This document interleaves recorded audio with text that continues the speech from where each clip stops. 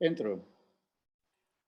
Bona tarda, benvinguts a la quarta sessió online del Festival IMPACTE, aquesta primera edició d'IMPACTE, Festival de Cinema i Drets Humans de Barcelona. Fins ara hem fet 3 cinefòrums curts sobre 3 pel·lícules. Avui fem un debat. Parlem també de pel·lícules, sempre hem de parlar de pel·lícules, però en aquest cas parlem de 3 pel·lícules i les englobem totes dintre d'un gran tema, que és el tema dels drets humans i els crims d'estat.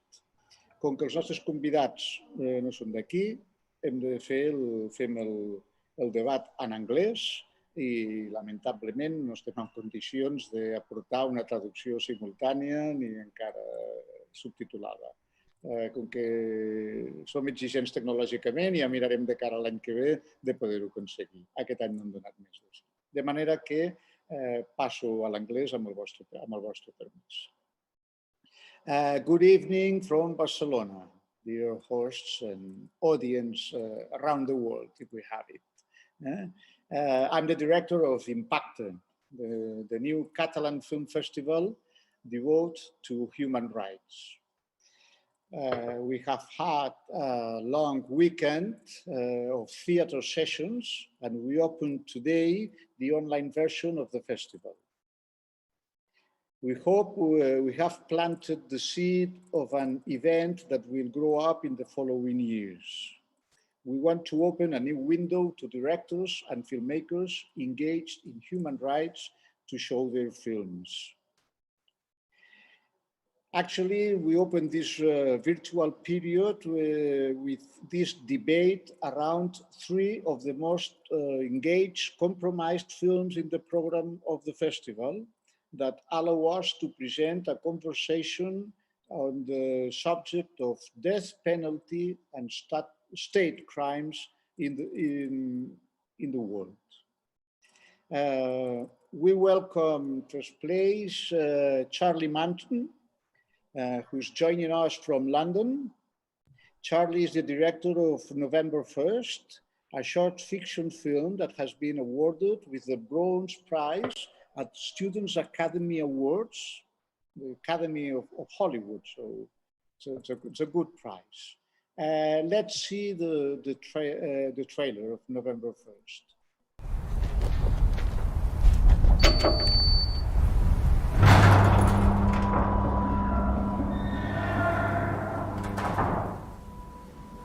I used to love the snow.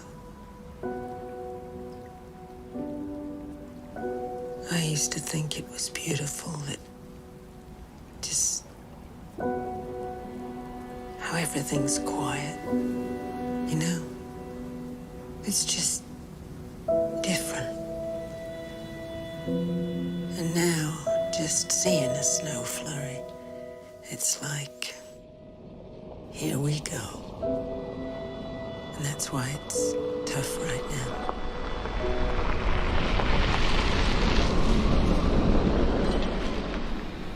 Because I know it's coming.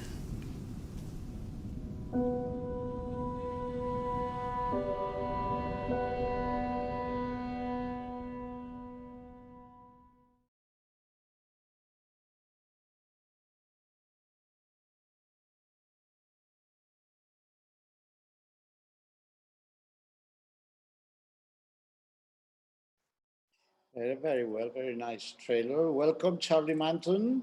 Thanks. It's an honor to have you here. I know your film has made a long path through international film festivals, so we are very, very happy to host you in Catalonia for the first time.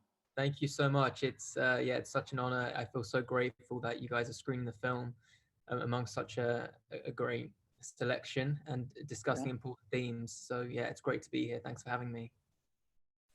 Very well. We will talk, have a conversation later on. Now I'm introducing the second guest, although he's not, unfortunately, at the last moment, the Dutch director Jeroen van der Stok, who's the author of The Execution, and also shocking short against the death penalty, has sent an email from Japan. He's working in Japan saying he can't attend this meeting.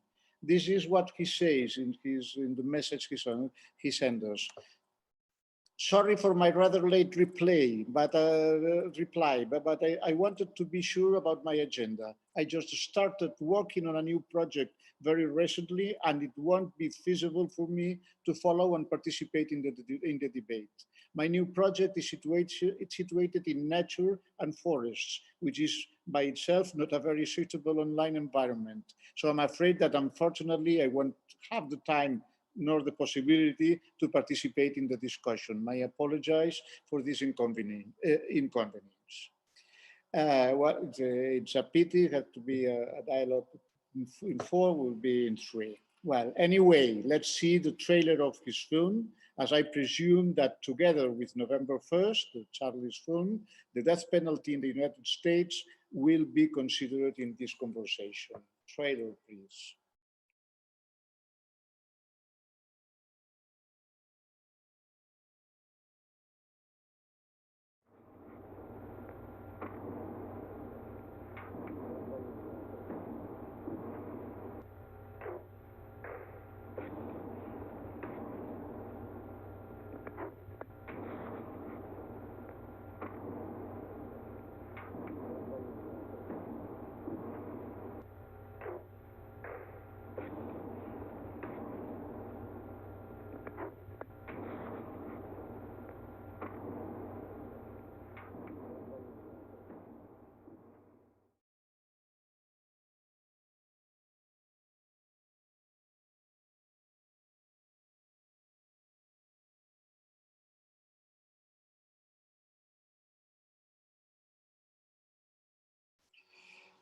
Well, it's a very shocking film. Actually, the three films we're talking about here are really shocking. I had to say that IMPACTE, well, you can understand what IMPACTE can mean, no? It's impact, no? But the impact, it's also when something impacts you, it's shocking, no? So it's a new category that we have invented for films, no?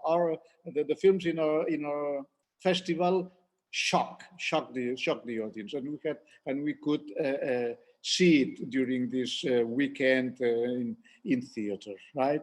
Well, let's go to the third shocking experience, which is we're really thrilled to have with us the author of the most compromised film of our programmation.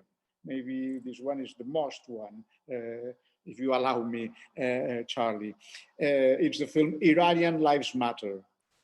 Due to the real risk the director has taken in doing this film that denounces the 1,500 Iranian people killed by the Iranian police during the protests of fall 2019, the director is participating in this debate without showing the face, because it's really risking penalty.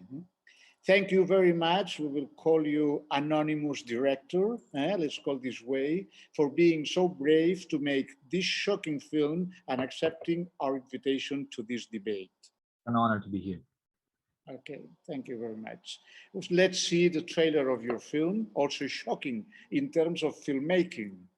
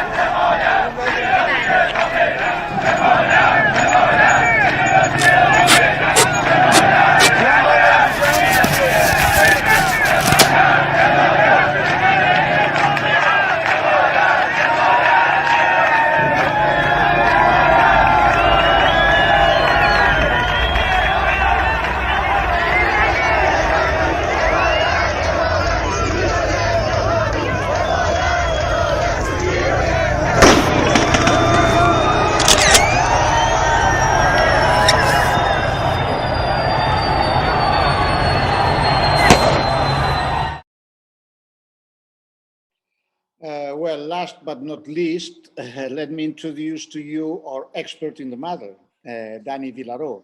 He's the communication manager of Amnesty International in Catalonia. He will bring his knowledge on this atrocious penalty still running in too many countries. How many, Dani? Well, first of all, thank you, Oriol, for having me. It's really a pleasure to be here and to collaborate with this new festival, IMPACTE, and we wish you the best for the future, for sure. Next week, we launch the 2020 report on death penalty, but due to the embargo for the media, I can't tell you these numbers and figures. I'm really sorry, but the last public report on death penalty, it's about 2019, and shows at least that we record, Amnesty International recorded 657 executions around the world in 20 countries. This figure represents the lowest number of executions that Amnesty International has recorded in at least a decade, since 2009. In 2019, most known executions took place in China, Iran, Saudi Arabia, Iraq, and Egypt, in that order. And the United States is in the list, but not in the main five, in the top five. China remains the world top executioner, but the true extent of the use of the death penalty in China is unknown, as this data is classified, the Chinese government classifies as a state secret. So the global figure at the last 657 people executed in 2019 excludes the thousands of people of executions believed to have been carried out in China. So excluding China, then 86% of all reported executions took place in just 4 countries, what I said before: Iran, Saudi Arabia, Iraq, and Egypt. So Iran is the second after China in executions. So every day, in every place of the world, in these 20 countries, people are executed and sentenced to death by a state as punishment as a variety of crimes. Sometimes for acts that should not be criminalized in other parts of the world. In some countries, it can be for drug-related offenses. In others, it is reserved for terrorism-related acts and murder. Some countries execute people who were under 18 years, so they weren't adult person when the crime was committed. Often, other countries use the death penalty against people with mental or intellectual disabilities, and several others apply the death penalty after unfair trials in clear violation of international law and human rights standards. So people can spend years and years on death row waiting for the execution, not knowing when their time is up, or whether they will see their families or one last time. So to end, the death penalty for Amnesty International is the ultimate cruel, inhuman, and degrading punishment. Amnesty opposes the death penalty in all cases without exception, regardless of who is accused, the nature of circumstances of the crime, guilt or innocence, or method of execution. So we say no to death penalty in all cases. We believe that the death penalty is a symptom of a culture of violence, of a whole culture of violence, not the solution to the violence, not the solution to the crime. And it's a kind of a vicious circle. So we oppose strongly to death penalty around the world. Obviously, we all must, no? It's absolutely inhuman. We're talking about human rights, is absolutely the worst of all. Well, let's go to Charlie. Let's talk a little, also light a little the the subject and talk a little about films. Congratulations for the awards you have won. You really made a great film, very, very nice. Actually, the film is very professionally framed, no? And it's astonishing to discover after seeing that you are a student, no? That you have realized this as a student work, no? So you have to be well awarded at school, I imagine, no? If you allow me, apart your evident talent, no? How did you manage to produce at such high level, shooting in US while you're studying in British and you're in a British school and you're British? Actually, I kept in mind as well, we choose this and it's an American film. So we have an American film, and when we get to details, we say, no, but it's not American, it's British. Yeah. What can you tell us? Thank you for the kind words. I just want to say that the stats Dani just said were just mind blowing, and it's just so sad and it's so horrible. And I think what you're doing is amazing.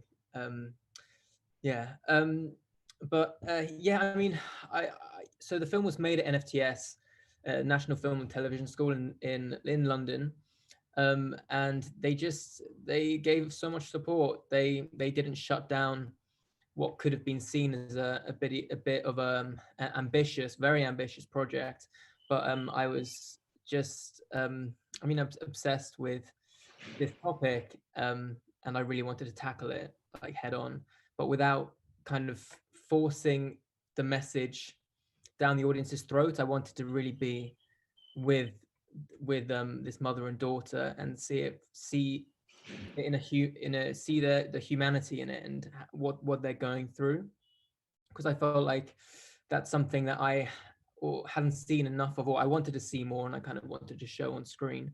But yeah, it was actually shot in England and not shot in America.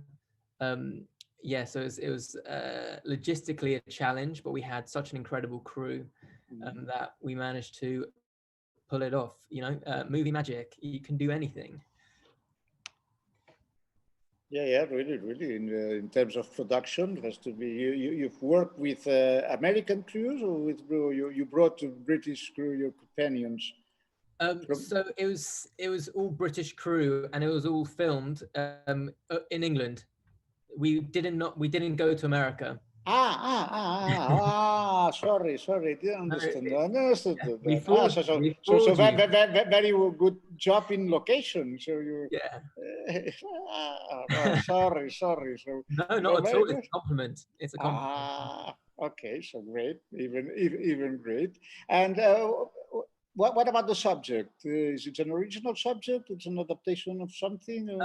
So it's an original subject, but before even writing it, I was watching a lot of documentaries, and then I got in touch with people who are going through it. You know, family who are on death row, or people who are waiting for the people convicted to be put to death. And having those conversations was really interesting, because speaking to some of these people, some of them were pretty liberal and forward-thinking people, but when it came to this, you know, someone killed their parents or someone killed a family member, and they wanted to see the person who was convicted of that crime put to death. And it was very interesting to see what it brought out in them, a sort of a negative energy, and it's not doing any good for them. From my point of view, I don't think they get anything from it. And a lot of people who go through it, they wait all this time, and then when the execution finally does go through, if it does go through, they feel a massive sense of emptiness, or it's not fulfilling in the slightest. Whereas I think it's much better to, you know, obviously I've never been in that situation and I could never understand what they're fully going through, but I think there's a much healthier way to proceed with it instead of the death penalty. Okay, I think Dani maybe has something to say about this, no? Microphone, Dani, microphone. Oh, sorry, Yeah, sorry. right. Okay. No, it's good. It's good to do this. No, I think okay, that's good. Okay, no, first of all, congratulations, Charlie, for your work, because it's an amazing short film. Thank you very much. And I think your film is very, very interesting because it focuses in something that most of the times when we see about death penalty, it's not seen. That's the families. And it's a very important issue because death penalty has huge consequences for the families involved in all this process, not on both sides. For the people whose family of a convicted of a person waiting for the execution on death row, and it's simply devastating, no, for the family, and also of course for the family of the victim who believe that the execution can carry something similar to justice, no, or rest or something like that, no. So I think that this point, to focus on families, it's important because it's something that we are not used to see in the movies about the penalty. We used to see the court, the death row, the execution, the criminal, but not the families. And I think that's a must of this film. This is a great point of this film. I imagine that we can consider the families also as victims. The victim is not only the death person, but also the families are victims forever. Also. Sure. And I think that's what I think that Charlie's film is important, because it shows that people are suffering in both sides. So I think it's a great job. Thank you so much. Yeah, thank you. I just think that's where the humanity lies, and that's what will, make people think or open their eyes and to question it. Because there's so much suffering on both sides, like you said. And I feel all the, like the films I've seen before, where you see death row and all the other bits of it, I don't feel they're as affecting. I mean, they might be a bit more, I don't know, tense, or I'm not sure, but for me, the family is the heart. That's where the tragedy and the sadness of this situation, this horrible situation, is. Well, Charlie, what did you know about death penalty in the US before making the film? What you have learned while doing it, and after? I suppose going into it, not a lot. I mean, I've watched a lot of true crime American documentaries, and I've always had a fascination with that area of docs. And then I just kind of delved into it pretty blind, and it did open my eyes. But hopefully with Biden in power, things will get better. But I mean, it was just horrible when Trump was, leaving office, how he was trying to speed all these executions up was just, I mean, barbaric. But thank goodness he is out, and hopefully there are brighter days ahead. Okay, Dani, considering also the film The Execution, we don't have the director here, which shows the other face. It's a kind of box, no? The two films. One is fiction. This one is Execution is documentary, cruel, rare documentary, and we imagine the victim, and Charlie's is the other side. No? It's fiction, and it's the family. What can you tell us about death penalty, and also specifically in the United States, if you want? As Charlie said, it was a bad year for the United States because, well, Donald Trump turns absolutely mad in the 6 last months of his presidency, and he resumed executions after 17 years until 2003. There were no federal executions in the US, and Trump in 6 years, he had been piercing an unprecedented a number of lethal injections and bucking absolutely national and global trend towards abolition, because the US is going to abolition, because every year we have good news. We have some state that adds to the abolition. For instance, the last one was Virginia, who is the 23rd state to abolish death penalty. So the path is clear, but it is slow. And well, the bad news from Trump, they were really devastating for us, no, because it was terrible, no. And well, the death penalty in US it has a lot of characteristics. It's arbitrary. It's affecting people who can't afford legal representation or pay for it. It has racial bias and have involved people with several illness, mental illness and intellectual disabilities. And okay, I think that the United States, which is the only American country, the whole continent, the North and the South, that executes people. So I think that it has to move to abolition now, no? So I think the debate in the United States is open. The media talks about this, the people talks about this, and yeah, it has to move forward, no, to the debate and finally to get to reach the abolition.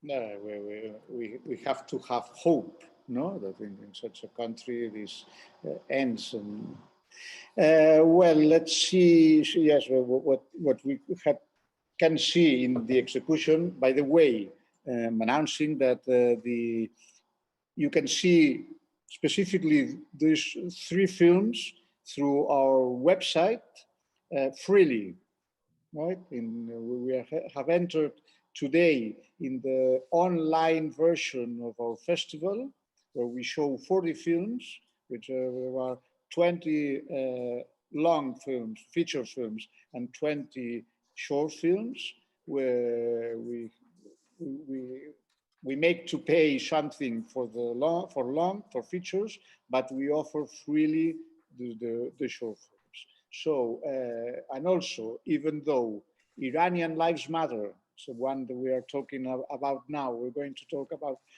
now, it's not a short, but we also, because we have considered it so special and so much, we had emphasized so much with the circumstances of the film. We want to offer it to freely offer it, right? So let's go to this. We were talking about the United States. Let's talk to another state that stands out in the atrocious ranking of countries that apply the death penalty, right? Which is, as Dani mentioned before, it's Iran. No? The film Iranian Lives Matter is not devoted to it specifically. Also, the crimes that reports could be described as summary proceedings without even legal judgment. Before talking about the case of the Iranian killed by the police, could you, anonymous director, tell us about the application of death penalty in Iran, please? Right. Well, there are many death penalties, as Dani pointed out. There's an extreme amount that happens in Iran. Iran is number 2, even though the population is not even comparable to a country like China. And what happens usually is that Iran usually has the courts and the legal matters that go through, but the legal matters are completely closed off. Basically, they don't show up any evidence half the time. They, force people into confessions on television to confess, towards things that they haven't done, and they cannot be proven usually because there's no evidence shown by the court. And then they carry out the death penalty. This is very horrible, and the people in Iran have been very active in voicing their denunciation of it online. Very recently, we had a Stop Executions Nab-e-Edam in Farsi hashtag trending on Twitter, which was done by Iranians saying stop the executions in Iran, and in support of 3 of the people who are on the death row currently by Iran for being a participant in the November 2019 protests. Dani, something to add?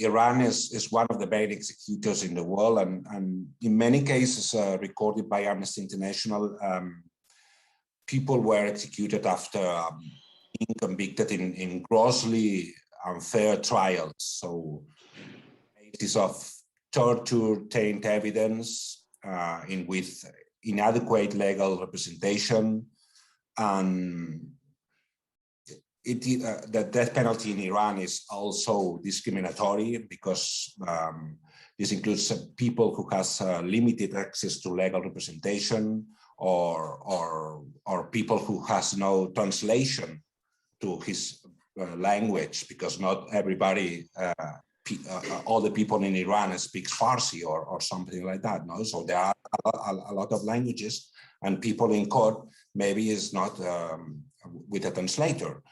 And it is used as a political tool. So death penalty in Iran is used as a political tool to get to attack the people who is against the government. So the authorities in Iran use the death penalty clearly to punish political opponents. So this is a fact in Iran, absolutely clear. Yes. And it's very interesting that you talked about legal representation not being adequate. In Iran, we actually have a lot of these political prisoners and a lot of minorities like the Baha'is or a lot of other religions like that actually are executed many of the time. And many of the time, they cannot even get a lawyer, or when they do get a lawyer, the lawyer is arrested alongside those people. So it's just impossible for them to pretty much even work anything out legally. Mm-hmm. Going to your film, anonymous director, in the selection team of IMPACTE, the festival, we have been shocked both for your extraordinary bravery and political engagement, as well for the radicality of the formal challenge. How did the film take shape? Right. Well, I was constantly thinking about how could a government be able to murder 1,500 people? How could you execute 1,500 people? And it was such a big number, and it very much like a nightmare for me. So I kept thinking it was like as if a person is crossing out 1,500 numbers, as if they're not seeing that these are human beings, but seeing them as numbers, seeing them like it's almost factorial the way this execution was carried out. And this was very horrifying to me. And so I tried to show how they view these sort of atrocities that they commit. They think of it as something that they're just carrying out. They're just doing governmental work. They're just, doing anything else. It's a bureaucratic system, just, taking people out. For them, it's very cold. It's very clinical. They don't think about it. But so I tried to visually show that in the form by just going through the numbers, but then audibly, I try to take people through the streets, and all the voices that you hear in the film are parts of the actual voices that are recorded by people in the streets with their cell phones, mobile phones during the November 2019 protests, so that they could give you the true emotions of the people in that situation. Mm-hmm. Well, now that you're talking about the BSO, no, I've told you, I had my problems also to accept not to subtitle the lights out, the screams of the people, the protests, no? Right. Well, my idea was that the protesters shouting slogans or exchanging words in Farsi should be purposefully left without subtitles in order for a non-Iranian audience to experience the film through only hearing the emotions in the protesters' voice, rather than necessarily understanding them, their ideology, their political leniency, or their demands, so that they would connect with them on a purely human level rather than a political one. Well, this is very exigent. It's a radical position in terms of filmmaking. It's quite experimental. But well, it's interesting. It's understood. And on the other side, about I would like to know about the figures, the quantity. We have seen that different quantity of victims of these days are reported, dependent on who reports them. Why did you decide to play on 1,500? Is this right? Well, we have a confirmed, statistic from Amnesty, which is they found the names and many of the pictures of the victims and everything, which came out to around 300 something victims. But then the Reuters report that came out was very interesting to me because of the fact that Reuters said that the report came from the inner circle of Ali Khamenei, the supreme leader of Iran. And the inner circle of Ali Khamenei is an extremely close, extremely secretive. Anyone who dares to speak up out of that inner circle is risking their life, is risking everything. We don't know right now what could have happened to that person. They could have found him and tortured him or whatever. So for me, that number was, if he has dared to come out and say that number to the news, to the press, then that number is the truth, and that is what I'm willing to go with, especially because we know for a fact that the Iranian government went after the parents of the victims and actually wanted to make a trade. They said, we would give you the body of your son or daughter who we killed in the protests if you don't talk to the press. If you don't say anything, then we will, have these people give you the body so that you could bury them. And at the same time, a lot of the times they actually even said to the parents, some of the parents, they even offered to pay them some money, to kind of be able to brush this under, and not make people understand what's happening. They are especially doing this you have to remember, most of these deaths happened in places like Ahvaz and places like Marivan, which are, very smaller rural cities, and economically, the people are very poor and working class. So these parents, they are just maybe giving them a little bit of money or, giving them their body of their children, which is extremely something that the parents, they want the body to bury it, to be able to go there, to, see their son at least, buried. It's extremely important. And so they do this with so many of the parents. And for that reason, the statistics that comes out confirmed is always going to be less than what the real statistics is. Well, you talk now in terms of what you put the focus on. We were talking before with Charlie, no, and then the subject of the families, no, Right. the people around. Absolutely. I mean, there is an open conversation. I wonder if Charlie, you can say whatever. I mean, I'm just horrified. I mean, by the situation over there. It's so inhumane, and I mean, these numbers, it's quite hard to comprehend them. I just saw something on Instagram the other day about two guys in Iran. I think they were caught holding hands and kissing or something, and they were executed. And it's just, I feel so lucky to be in a safe place, and it's so unfair. It's just so wrong that this is happening, and it's unbelievable. It's so tragic, and yeah, it needs to be stopped. I mean, I'm really kind of lost for words about everything you've been talking about, really. Right.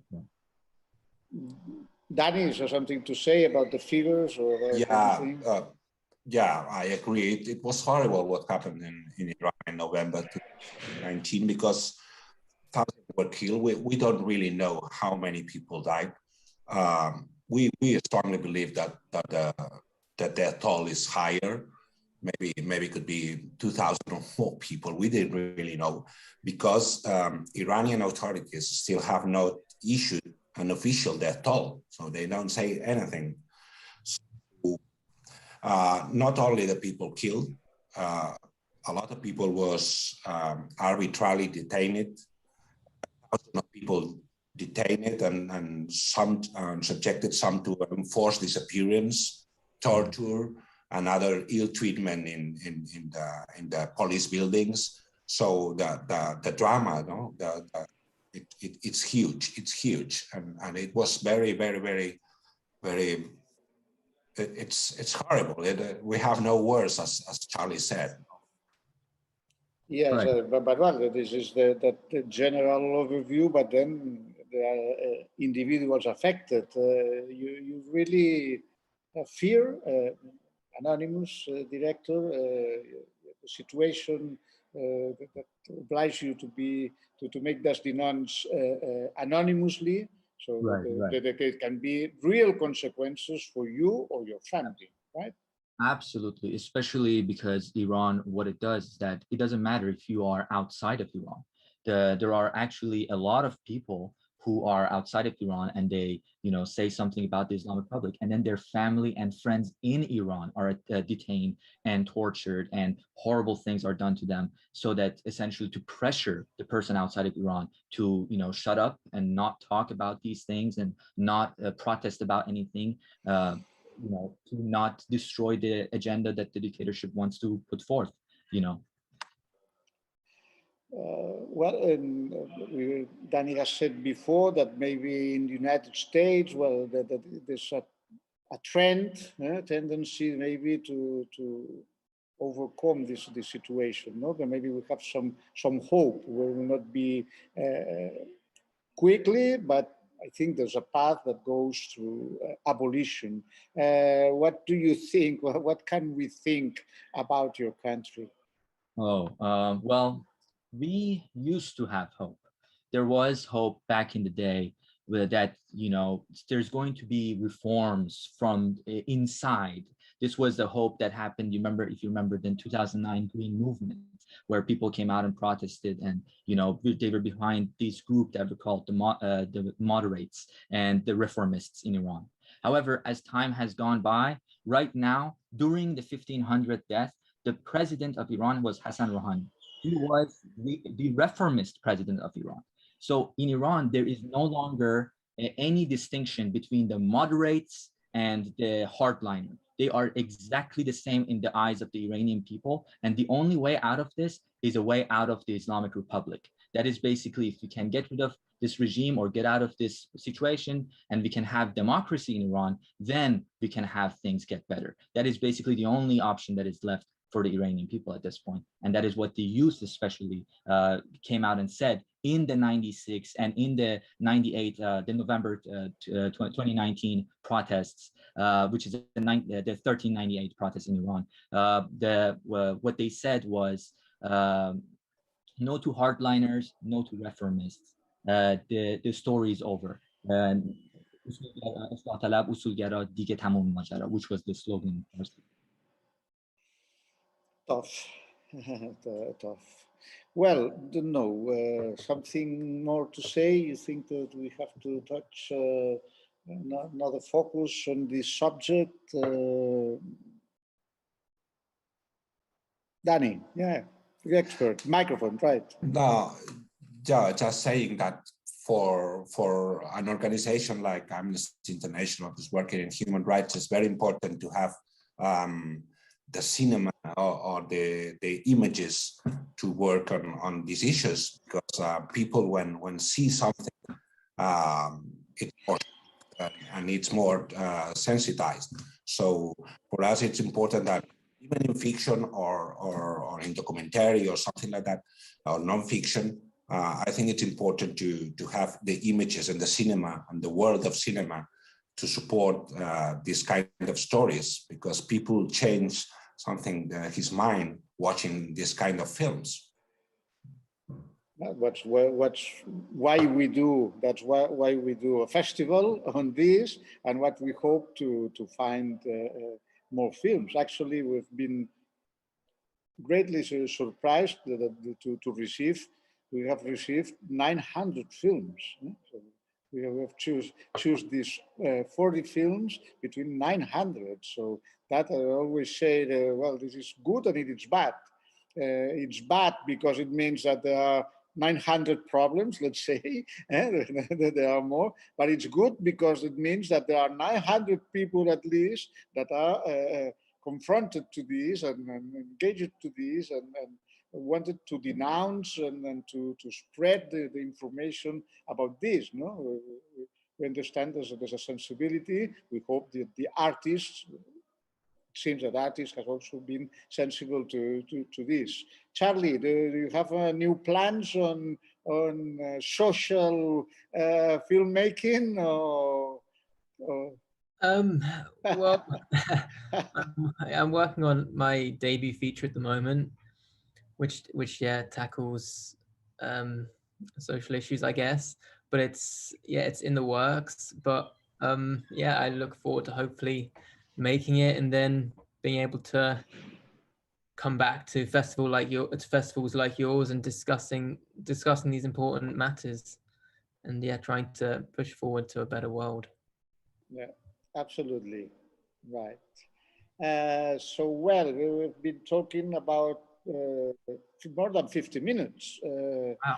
Unfortunately, we don't have had so much reactions of the audience. Well, we were a little conscious of this because it's an experiment that we are doing ourselves, and I think everybody. In this pandemic situation, all festivals are looking for new ways of communication and to do what we used to do it physically, no? So, but well, we are forced to do this, and we like to do this, no? But maybe we have to learn. I don't know what's the best situation. I have to say that we have a strong handicap in Spain, right. In Catalonia, we don't speak English so much, no. So this it has been announced here where we have our main target, as we said, this would be in English. So the baby has been a matter that not of attraction. But I have to say, well, I think this is very interesting. Has been very interesting. We will promote it. This will be kept in our YouTube channel. So something that we already knew is that one is the live event, but then if you put it correctly in your YouTube channel and you communicate it, this will be seen afterwards. No, so well, this will be kept for history, for virtual history, right? I think it has been very interesting. I thank you very, very much your collaboration. I look forward succeeds in any field, in filmmaking and in politics also, and human rights. As you say, Charlie, now have to fight all together for a better world, and even with small steps, and one after another, right? Somebody wants to say goodbye? No, just a few words to say that when Amnesty started campaigning against the death penalty in 1977, so more than 40 years, there were only 16 countries that were totally abolished the death penalty, only 16. And now this number has risen to 106. So a positive message. Just that's a great end. Very well. So I embrace you. Love you very much. Thank you very much for your work. We see everybody that these films can be seen during 15 days, 2 weeks at our website, which is www.impactefilmfest.cat from Catalonia, right? So here they can be seen. Thank you very much. I'm going to say goodbye in Catalan, right? Molt bé, doncs ja ho heu sentit. Ha sigut una conversa apassionant, molt interessant. Aportacions molt bones. Això queda al canal de YouTube del festival i, en fi, segur que farem córrer la veu i val la pena veritablement dedicar-li aquesta hora que hem dedicat nosaltres a sentir aquí opinions sobre els drets humans en contra de la pena capital. Que sapigueu, recordo que es poden veure aquests curts metratges i altres pel·lícules a la nostra pàgina web www.impactefilmfest.cat. Moltes gràcies a tothom per la vostra atenció. Thank you very much. See you soon. Thanks so much. Take care. Thanks, Emma. Goodbye. Bye, adeu. Bye.